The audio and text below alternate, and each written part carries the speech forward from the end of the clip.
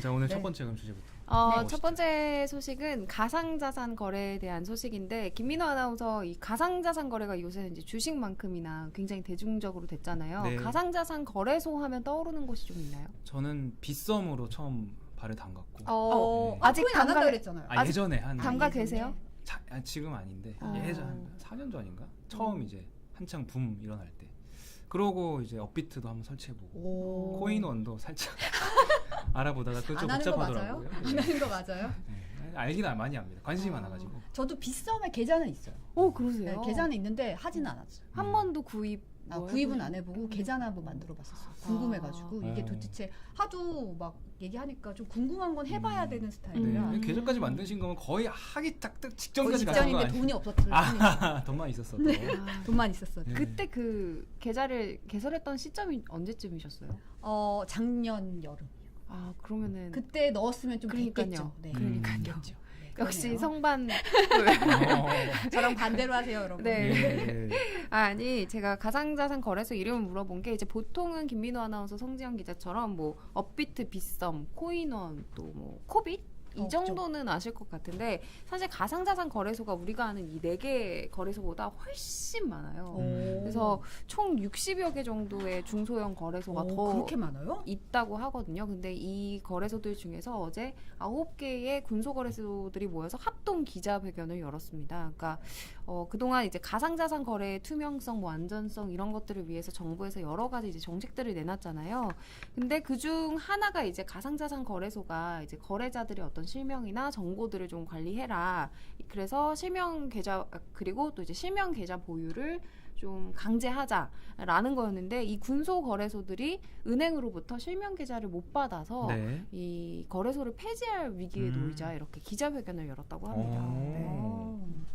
그러니까 이게 오는 23일부터 시행되는 특정금융정보법. 이거 특급법이라고 보통 네. 줄여서 얘기를 많이 하잖아요. 이 개정안에 따른 건데 이 개정안에 따르면 사실 가상자산 거래소는 3가지 신고 요건을 충족해야 된다. 이런 게 있는 거예요. 우선 어려워요. ISMS. 정보보호관리체계 인증. 네. 그러니까 얼마나 안전한 정보망을 갖췄는지 확인받는 국제 인증을 얻어야 되고요. AMS 자금 세탁 방지 시스템 요건도 갖춰야 하고요. 왜냐하면 코인이 좀 이게 좀 나쁜데 쓸 불법 수 거래에 있잖아요. 쓰인다 이런 얘기가 좀 있기 때문에 네. 자금 세탁을 하는 용도로 쓰이지 않는다 이런 거를 좀 시스템을 요건을 갖춰야 되고 이게 마지막으로 중요한 게 거래소 명의의 은행 실명 계좌가 반드시 있어야 하는 건데 지금 사실은 이 군소 거래소들이 이 마지막 요건을 갖추지 못했다는 거잖아요. 지금 성정 기자가 3가지 요건을 짚어주셨잖아요. 이 3가지 요건을 모두 다 갖추지 못한 하나도 갖추지 못한 거래소들이 아까 60여 개 중에서 24개소 정도로 파악되고 있고 3가지 중에서 앞에 2가지 ISMS와 AMS는 갖췄는데 실명 계좌 요건을 갖추지 못한 거래소가 이제 아까 기자회견을 열었던 뭐 보라비트, 에이프로피, 코어닥스, 뭐 코인은 코인 뭐 이런 이제 군소 거래소들이에요. 네. 그래서 앞서 말씀드렸던 3개 요건을 다 갖추지 못한 24개소는 아마도 거래를 전혀 하지 못하고 이제 영업을 폐지할 것 같고요. 네. 또 ISMS 인증 같은 경우는 인증 심사가 3에서 6개월 정도 걸린다고 해요. 그래서 지금에서라도 받으려고 해도 사실상 사실상 불가능하네요. 네, 사실. 특근법 시행이 이제 23일에 예정되어 있기 때문에 이전까지 ISMS 인증 받지 못하면은 아예 지금 영업을 할 수 없는 상황이거든요. 그래서 줄 폐업이 이제 예정되어 있는 상황이에요. 이제 문제는 ISMS와 AMS 2개는 인정받았는데 이제 실명 계좌를 받지 못한 곳들인데 이렇게 실명 계좌를 받지 못한 곳이 아까 말씀드렸듯이 총 17곳. 근데 이게 차이가 뭐냐면은 이렇게 실명 계좌를 받지 못한다면 원화 거래는 할 수 없다는 거예요. 네. 왜 우리가 이제 그러니까 거래소에서 할 수 있는 영업이 원화 거래와 코인 간 거래 이렇게 2가지가 있거든요. 네. 김민호 아나운서 혹시 아시나요? 코인 간 거래는 이제 돈으로 못 바꾸고 실물 자산을 못 바꾸고 코인 뭐 비트코인을 샀으면 뭐 도지코인으로 바꾼다든지 이것만 된다는 얘기 아니에요? 네, 지금 원화 거래는 이제 그 원화로 바꿀 수 있는 네, 거죠? 맞아요. 네. 지금 김민호 아나운서가 이제 간략하게 설명을 해주셨는데 일단 거래소에서 영업을 하는 종류가 두 가지거든요. 하나는 이제 원화 마켓 그리고 하나는 이제 코인 마켓인데 원화 마켓은 이제 코인들을 우리나라 돈으로 바꿀 수가 있는 거예요. 그러니까 진짜 정말 주식시장처럼 이 가격이 오르면 원화로 바꿔서 제가 차익을 돈으로 이제 우리가 통용하는 화폐로 바꿀 수가 있는 거고 네. 코인 마켓은 비트코인과 뭐 다른 이더리움 이렇게 코인끼리만 교환을 할 수 있는 마켓인데요. 아까 말씀드렸듯이 실명 계좌를 받지 못한 거래소들은 원화로 교환할 수 있는 원화 마켓을 할 수 없게 됩니다. 그러니까 코인 간 거래만 할 수 있는 거죠. 그렇다 보니까 이제 원화 마켓에서 주로 이제 수익이 발생하는 거래소 이 특성을 생각하면 네. 실명 계좌 인증 받지 못하는 거래소들은 영업 축소가 이제 불가피한 상황입니다. 네. 아무래도 원화마켓은 이제 실물 화폐 교환이 이루어져야 되니까 안전한 환경 조성해야 되잖아요. 그래서 실명 인증이 있어야 되는 거고 아무래도 코인 간 거래만 하게 되면은 자연스럽게 저 같은 경우도 돈으로 바꿀 수 있어야 이거 이용할 것 같은데 그렇죠. 코인을 코인으로만 바꿀 수 있으면 당연히 영업이 축소될 수밖에 없을 것 같아요. 그리고 어떤 거래소 가면 내 돈으로 받을 수 있는데 굳이 코인으로 거래하는 거래소를 찾을 이유는 없으니까 그쵸. 다른 거래소 가서 그냥 거기서 그냥 원화로 바꿀 수 있는 언제든지 환불할 수 뭔가 이렇게 환급할 수 있는 그런 게 그렇죠. 중요할 것 같아요. 네. 네. 그런데 이제 문제가 어제까지만 해도 총 이제 60여 개의 거래소, 크고 작은 거래소들 중에서 세 가지 요건, 실명 계좌까지 이 세 가지 요건을 다 갖춘 곳이 업비트 하나밖에 없었어요. 그 수많은 거래소들 중에서 네. 업비트 하나밖에 없었고 이제 오늘에서야 그 우리가 알고 있는 좀 대형 거래소 있잖아요. 코인원, 코빗, 빗썸이 이제 실명 계좌 요건을 득했습니다. 그래서 업계 2, 3, 4위, 1, 2, 3, 4위는 다 이제 실명 계좌를 득했네요. 네, 네. 그래서 이제 오늘 이제 업계 2위와 3위인 빗썸과 코인원이 NH와 이제 계약 연장을 했고 실명 계좌 연장을 했고 네. 또 이제 코빗이 신한은행과 이제 계약을 연장하기로 하면서 다행히 네 곳 시장의 대부분을 차지하고 있는 이제 네 곳은 영업을 할 수 원화마켓을 운영할 수 있게 된 상황인 네. 건데요.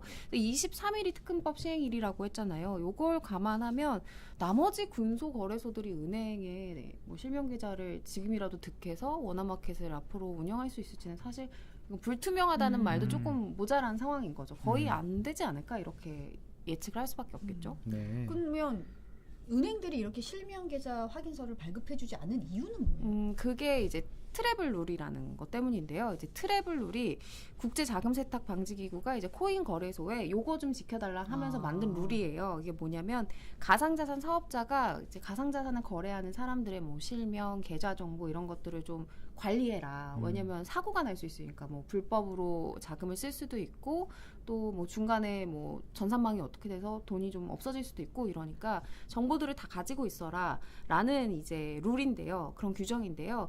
이 특근법 개정안에 따르면 트래블 룰 요건을 내년 3월까지는 무조건 갖춰야 합니다. 네. 또 중요한 게 이 트래블 룰을 제대로 갖췄는지 안 갖췄는지를 은행이 점검을 하라는 그런 의무를 부여했기 때문에 은행 입장에서는 좀 어느 정도 대형 거래소가 좀 믿을 수 있겠죠. 이런 뭐 고객 정보나 관리를 하려면 어느 정도 이제 규모 있는 전산망이 구축이 되어 있어야 그쵸. 하니까요. 네. 네. 그래서 이렇게 은행의 의무가 규정되어 있기 때문에 은행 입장에서는 아무래도 아무 거래소나 이렇게 계좌를 선뜻 내줄 수가 없는 거고 그렇기 때문에 이제 군소 거래소들은 아무래도 은행과의 어떤 이야기가 잘 되지 않는 거죠. 네.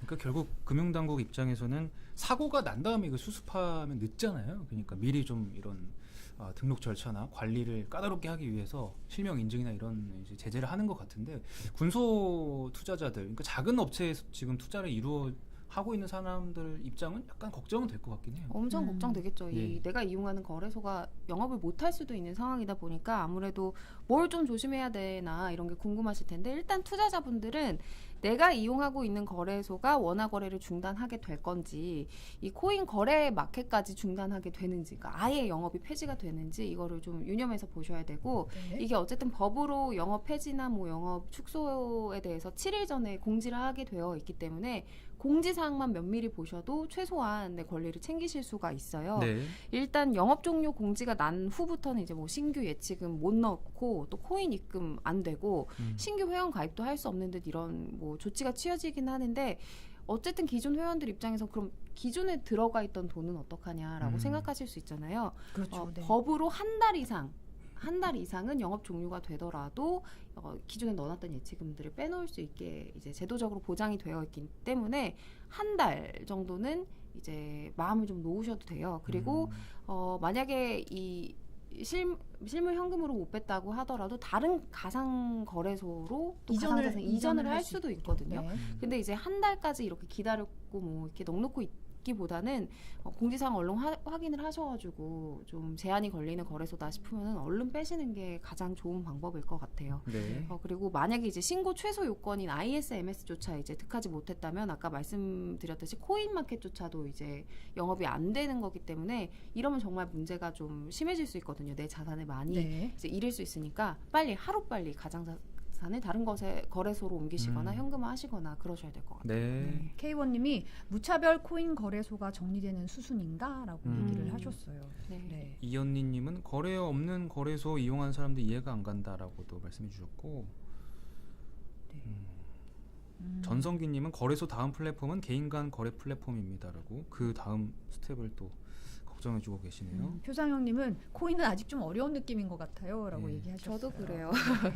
네. 코둥절님이 선영구 간만에 졸리네라고. 저 안 졸린데요? 본인이 들으시기에 졸리시네요. 마이크송님이 아, 코인은 그래요? 그냥 안 하는 걸로 복잡 아. 머리 아픔 하셨어요. 네.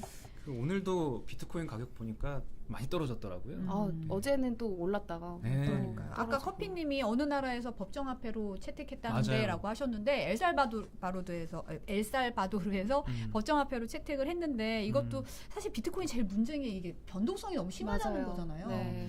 아무래도 좀 어떻게 될지 좀 지켜봐야 될 것 네. 같다는 생각이 좀 드네요. 네. 네, 다음 이번에